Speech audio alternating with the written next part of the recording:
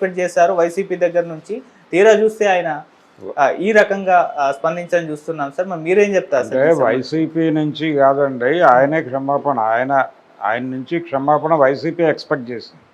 మీరు వైసీపీ నుంచి అనేసారు కానీ ఇప్పుడు ఆయన నుంచి క్షమాపణ వీళ్ళు ఎక్స్పెక్ట్ చేస్తున్నారు. ఇదే సమయంలో వారు క్షమాపణ చెప్పడం మానేసి ఒక విచిత్రమైన ఆర్గ్యుమెంట్తో ముందుకొచ్చి ఈ 11 అనేది మీరు ఏమైనా పేటెంట్ తీసుకున్నారా అని ప్రశ్నించి ఒకవేళ ఈ 11 మీరే పేటెంట్ తీసుకున్నామని, అదే పర్మనెంట్గా మీ నెంబర్ అని చెప్పండి, నేను కన్విన్స్ అవుతా. అలాగే అక్కడ నేను వాడినటువంటి మేకలు గొర్రెలు లాంటి వాళ్ళు మీరే అని, అది కూడా మీరు కమిట్ అయిపోతే అప్పుడు సారీ చెప్తా, అప్పటి వరకు సారీ చెప్పను. సో బాల్ మీ కోర్టులో ఉంది. మీరు వ్యవహరించే తీరుని బట్టి నేను సారీ చెప్పాలా వద్దా, మీరు వ్యవహరించే తీరుని బట్టి నేను సారీ చెప్పాలా వద్దా డిసైడ్ చేసుకుంటా అన్న టోన్లో చాలా అగ్రెసివ్గా మాట్లాడారు. ఆయన మాత్రమే కాదు, ఆవిడ కూడా అలాగే మాట్లాడారు. అంటే యాక్చువల్గా ఆ ఈవెంట్లో ఆయన మాట్లాడుతున్నప్పుడు తాము లేము, అందువలన అతను అలా మాట్లాడాడు అని చిత్ర హీరో ఆల్రెడీ మీడియా ముందుకు వచ్చి మాట్లాడేశాడు. విశ్వక్సేన్ జనరల్గా విశ్వక్సేన్ అంటేనే యాటిట్యూడ్ అనేటువంటి ఒక అభిప్రాయం ప్రపంచంలో ఉండగా ఆయన చాలా సబ్మెసివ్గా మాట్లాడాడు. చాలా వినయంగా మాట్లాడుతూ వైఎస్ఆర్సీపీకి విజ్ఞప్తి చేశాడు వినమ్రంగా, దయచేసి సినిమాని టార్గెట్ చేయకండి పాలిటిక్స్ కోసం అని. అంటే పొలిటికల్ మోటోతో పృథ్వీ మాట్లాడాడు అనే విషయాన్ని విశ్వక్సేన్ కూడా అడ్మిట్ చేశాడు. అనవసరంగా ఆయన రేపాడు, మీరు కదిలారు, ఇది సినిమాకి కానీ సినిమా యూనిట్కి కానీ సంబంధం లేని గొడవ, ఈ వివాదంలోకి సినిమాని లాగొద్దు, మీరు పొలిటికల్గా ఫైట్ చేసుకోండి, అంతే తప్ప సినిమాని దీనిలోకి లాగొద్దు అని చెప్పి తను రిక్వెస్ట్ చేశాడు. కానీ వాళ్ళు సినిమాని లాగారు. అంటే ఈ వేదిక మీద జరిగింది కాబట్టి ఆల్రెడీ వీళ్ళకు ఒక అధికార ప్రతినిధి ఉన్నారు. శ్యామల గారు నిన్న మాట్లాడారు కదా మీడియా ముందుకు వచ్చి, ఆవిడే ఈ మీటింగుల్లో జరుగుతున్నటువంటి వ్యాఖ్యానాల మీద, పర్టికులర్గా సినిమా ఈవెంట్స్లో వైఎస్ఆర్సీపీకి వ్యతిరేకంగా దొర్లుతున్నటువంటి భావజాలం పట్ల తమ అభ్యంతరాన్ని చెబుతూ ఒక ప్రెస్ నోట్లోనో లేదా ప్రెస్ మీట్లోనో ప్రకటించవచ్చు. అది మానేసి సినిమాని టార్గెట్ చేయటం వలన అనవసరమైన తలకాయ నొప్పులు, అంటే అది బజ్గా పరిణమించి ఆ సినిమా విజయానికి దోహదపడవచ్చు కూడా.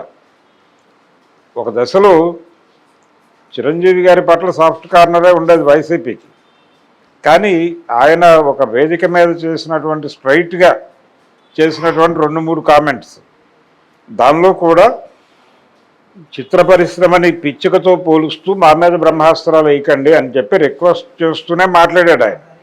అయినప్పటికీ ఆయన్ని టార్గెట్ చేసి ట్రోల్ జరిగింది ఆ టైంలో. ఇలా ఇండస్ట్రీని టార్గెట్ చేస్తున్నారు, అనవసరంగా అయిన దానికి కాని దానికి అనేటువంటి ఒక అపవాదు వాళ్ళ మీద ఉంది. అంటే టిక్కెట్ల రేట్లు తగ్గించడం ద్వారా సినిమాని ప్రజల దగ్గరకు తీసుకెళ్తాం అని జగన్మోహన్ రెడ్డి తన అభిప్రాయం ప్రకటించాడు. పేర్ని నాని గారు కూడా అదే మాట్లాడాడు. అయితే ఇక్కడ సినిమాని జనం దగ్గరికి తీసుకెళ్ళడానికి రేట్లు తగ్గించాల్సిన అవసరం ఉందని ఈ మధ్య కాలంలో సినిమా పరిశ్రమ కూడా అభిప్రాయపడుతోంది. వీళ్ళకంటే ముందే అన్నాడు ఆయన. కానీ టిక్కెట్ల రేట్లు పెంపుకి ప్రతికూలంగా ఉండటం వలన జగన్ ఇండస్ట్రీకి, పర్టికులర్గా బిగ్ ప్రొడ్యూసర్లకి, బిగ్ సినిమాకి ఎనిమిగా మారాడు. అందుకని కొంత యుద్ధ వాతావరణం ఉంది ఏపీ గవర్నమెంట్కి, ఇండస్ట్రీకి అని ఆ టైంలో వినిపించిన మాట. చంద్రబాబు నాయుడు గారు తన పార్టీ ప్రచారంలో దీన్ని కూడా వినియోగించుకున్నాడు. ఎవరినీ వదలలేదు, ఎక్కడో ఉండేటువంటి హైదరాబాద్లో ఉండే సినిమా వాళ్ళని కూడా ఇబ్బంది పెట్టాడు అనే పద్ధతిలో ఆయన ఎన్నికల ప్రచార సభల్లో మాట్లాడాడు. ఈ విధంగా జగన్మోహన్ రెడ్డి సినిమా పరిశ్రమతో ఒక కయ్యం పెట్టుకునే ధోరణిలో ఉన్నాడు అనే అభిప్రాయం ఇప్పటికీ చాలామందికి ఉంది. ఈ అభిప్రాయానికి బలం చేకూర్చేదిగా తయారవుతుంది ఇలా సినిమాని టార్గెట్ చేస్తే. అందుకని సినిమాని టార్గెట్ చేయకుండా విడిగా మీరు పెట్టేటువంటి ప్రెస్ మీటుల్లో పృథ్వీని విమర్శించండి, టార్గెట్ చేయండి, విమర్శించండి. బలానా వేదిక మీద ఇలా మాట్లాడాడని చెప్పండి. ఆ వేదిక మీద మాట్లాడిన సందర్భంగా హీరో సంజయ్ చెప్పినా ఇతను చెప్పడం లేదు, ఇతన్ని మేము పర్మనెంట్ శత్రువుగా చూడాల్సి వస్తుంది అన్న టోన్లో, కొంచెం వార్నింగ్ టోన్లోనే మాట్లాడండి, తప్పేం లేదు దానిలో. జరుగుతున్నది అదే. అతను కూడా అలాంటి అగ్రెసివ్నెస్తోనే మాట్లాడాడు, పృథ్వీ కూడా. మీరు అదే అగ్రెసివ్నెస్తో మాట్లాడినది పర్సనల్ గొడవే. ఆ వేదిక మీద మాట్లాడటం సబబా కాదా అనేది ఇష్యూ అయి ఉంటే ఆ వేదికకు సంబంధించిన వాళ్ళు ఆల్రెడీ చెప్పేసుకున్నారు. ఆ మాట్లాడేటప్పుడు మేము లేము, చిరంజీవి గారిని రిసీవ్ చేసుకోవడానికో సెండాఫ్ ఇవ్వడానికో వెళ్ళామని చెప్పారు. ఆ సందర్భంగా ఈ అభిప్రాయాలు దొరలాయని చెప్పారు. అందుకని ఈ అభిప్రాయాలు తప్పు అనే విషయం ఆ వేదిక ఎవరైతే ఏర్పాటు చేశారో వారు, ఆ సినిమా హీరో గారు ఇద్దరూ ఒప్పేసుకున్నారు. సో ఇప్పుడు అది ఇష్యూ కాదు, వీరే ఇష్యూ, పృథ్వీయే ఇష్యూ. సో పృథ్వీతో పర్సనల్ లెవెల్లో తేల్చుకుంటే బెటర్, సినిమాని లింక్ చేయకుండా. ఎందుకంటే సినిమాకి సంబంధించిన వాళ్ళు ఆల్రెడీ సారీ చెప్పేశారు. సో సినిమాను వదిలిపెట్టేసి పృథ్వీతో నేరుగా మీరు తేల్చుకోండి, అది బెటర్ అవుతుంది. సినిమా ఇండస్ట్రీ కూడా మిమ్మల్ని పాజిటివ్గా అర్థం చేసుకుంటుంది. మీరు సినిమాలను టార్గెట్ చేసి సినిమా ఇండస్ట్రీని ఇప్పటికీ వైసీపీ వదలటం లేదు అనేటువంటి అభిప్రాయం జనంలోకి వెళుతుంది. ఇలాంటి అభిప్రాయం జనంలోకి వెళ్ళటం మంచిది కాదు పార్టీకి. దీన్ని గుర్తించాలి వాళ్ళు. అంటే ట్రాల్ సైన్యం ఇది గుర్తించదు.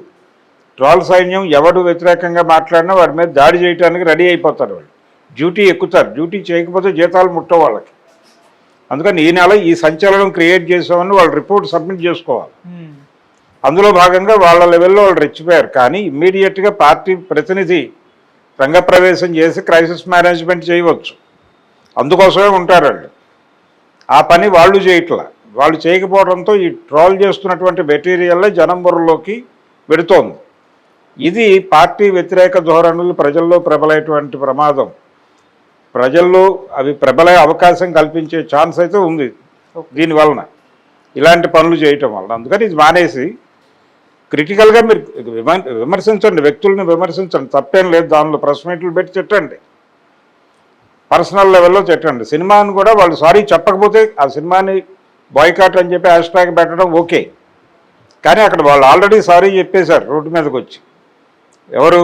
ఆ సినిమాకి సంబంధించిన యూనిట్కి సంబంధించిన ఆయన వచ్చాడు, ప్రొడ్యూసరు. అలాగే పక్కన విశ్వక్సేన్ కూడా ఉన్నాడు. ఓపెన్గా వాళ్ళు అన్కండిషనల్ సారీ చెప్పేశారు. చెప్పేసిన తర్వాత ఇంకా సినిమాతో మీకు సంబంధం ఏముంది, నేరుగా పృథ్వీతో తేల్చుకోవాల్సిన విషయం. అది కూడా వాళ్ళు మాట్లాడారు ఓపెన్గా డయాస్ మీద. ఎవరు? విశ్వక్సేన్ మాట్లాడాడు, ఆ ప్రొడ్యూసర్ గారు మాట్లాడాడు. బాబు ఇది రాజకీయాలని సినిమాతో లింక్ చేయకండి అని వాళ్ళు చాలా సవినయంగా మనవి చేసుకున్నారు. ఆ మనవికి మీరు కన్విన్స్ అవ్వండి. కన్విన్స్ అయ్యి సినిమాని వదిలిపెట్టి మీరు పృథ్వీ మీద పర్సనల్ లెవెల్లో విమర్శలు పెట్టుకోండి. ఆయన ఎలా రియాక్ట్ అవుతాడు, వైసీపీ వర్సెస్ పృథ్వీ యుద్ధం చేసుకోండి, తప్పేం లేదు దానిలో.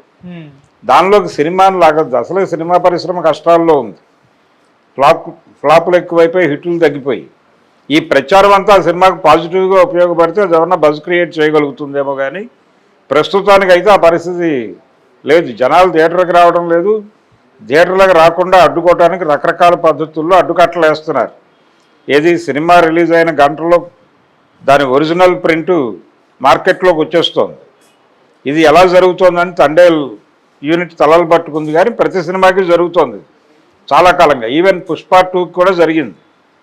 అందుకని దాన్ని నిరోధించుకోవటం ఎలాగా, ఇలాంటి పద్ధతుల్లో ఆలోచించాల్సిన పనులు ఇండస్ట్రీ ఉంది. ఇండస్ట్రీని అలా దానికి సంబంధించి ఒక మంచి నిర్ణయం తీసుకునేందుకు ప్రోత్సహించాల్సిన అవసరం అందరికీ ఉంది.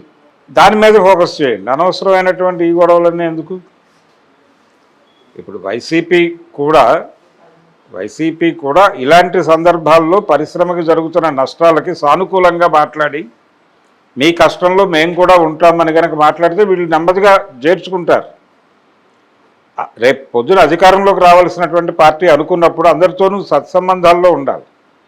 ఆ సత్సంబంధాలు నెరపటంలో ఎక్కడ ఏ లెవెల్లో క్రిటికల్గా వెళ్ళాలి, ఎక్కడ తగ్గి మాట్లాడాలి అనేది కూడా తెలుసుకుని వ్యవహరించాలి. పృథ్వీకి సంబంధించిన గొడవ తప్పది. వీళ్ళకి అనవసరంగా ఇతరేతర అంశాలన్నింటినీ లింక్ చేసి గొడవ చేస్తున్నారు. ఓకే, ఇంకొంచెం సంయమనంగా కూర్చుని ఆయనలా బేస్లెస్గా మాట్లాడేశాడు, వీళ్ళు కూడా అలాగే బిహేవ్ చేస్తే అలాగా. వీళ్ళు ఇంకొంచెం మెచ్యూర్డ్గా బిహేవ్ చేయాలి కదా, ఇంకొంచెం ఆర్గనైజ్డ్గా బిహేవ్ చేయాలి కదా, అది కనిపించట్లేదు.